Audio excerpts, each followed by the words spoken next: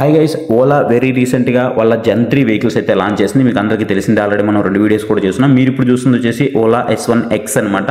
ఓలా S1Xలో 2 ఉన్నాయి, S1X అలాగే S1X plus 2 అయితే ఉన్నాయి. దీంట్లో మనం ఇప్పుడు చూస్తున్నది వచ్చేసి ఓలా S1X. దీంట్లో బ్యాటరీ ప్యాక్స్లో మనకి 3 వేరియంట్స్ ఉన్నాయి. 2 kW, 3 kW, 4 kW. 2 kW వచ్చేసి 79,999, 3 kW వచ్చేసి 89,999, 4 kW వచ్చేసి 99,999 అయితే వస్తుందన్నమాట. ఇవన్నీ కూడా showroom prices. IP67 rated battery ప్యాక్తో వస్తున్నాయి. పీక్ పవర్ వచ్చేసి మనకి 7 kW peak power, top speed వచ్చేసి 123 km టాప్ స్పీడ్లో వస్తుంది. 0 to 40 మనకి 3 secondsలో అందుకుంటుంది.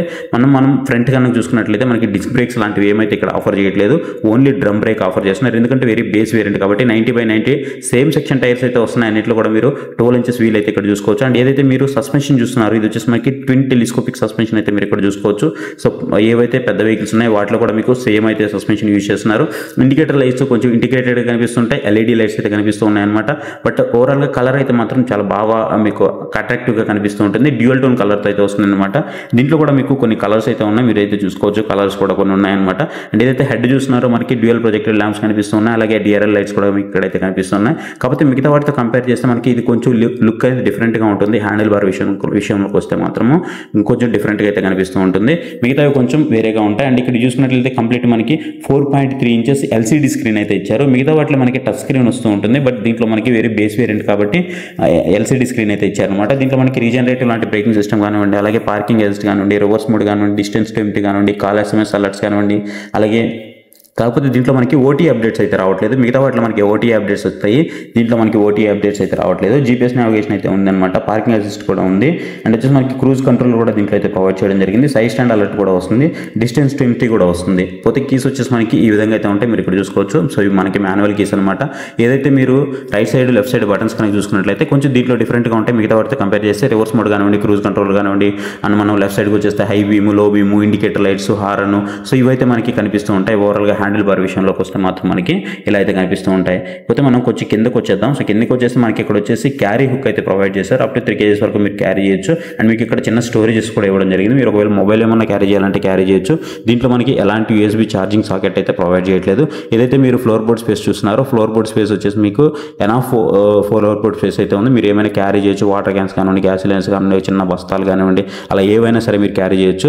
అండ్ ఇక్కడ వచ్చేసి మనకి ఏవైతే ఫుట్ రెస్ట్లు ఉన్నాయో, ఫోల్డబుల్ ఫుట్ రెస్ట్లు అయితే ఇచ్చారు. మీరు క్లోజ్ చేసినప్పుడు మీకు ఇంటిగ్రేటెడ్గా అయితే కనిపిస్తూ ఉంటాయి. అండ్ డ్యూయల్ టోన్ కలర్ కూడా మీకు అయితే చూడడానికి బాగుంది. ఇక్కడ చూసుకున్నట్లయితే మీకు X అని అయితే రాస్తుంది.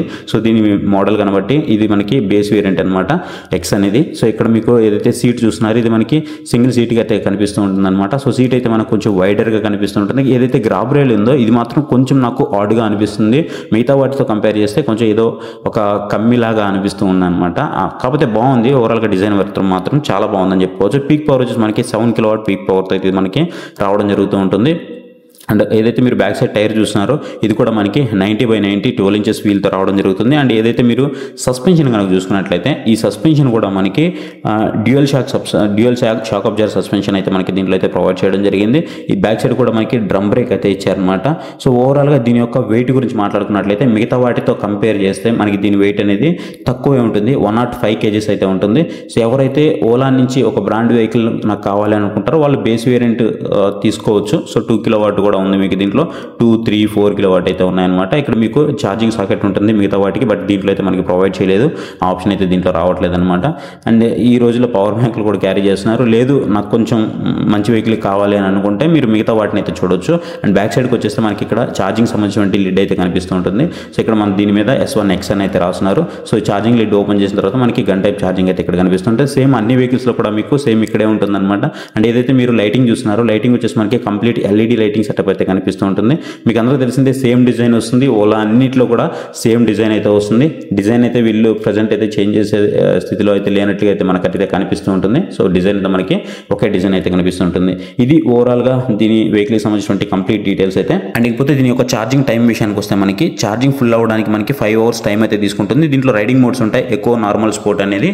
సో ఇది కంప్లీట్గా వీడియో అయితే మీకు నచ్చిందని అనుకుంటున్నాను. వీడియో నచ్చితే వీడియోని లైక్ చేయడం మాత్రం మర్చిపోవద్దు. ఇంతవరకు మన ఛానల్ సబ్స్క్రైబ్ చేయకపోతే ఇప్పుడు మన ఛానల్కి సబ్స్క్రైబ్ అవ్వండి. Thank you for watching. See you next video. Bye bye.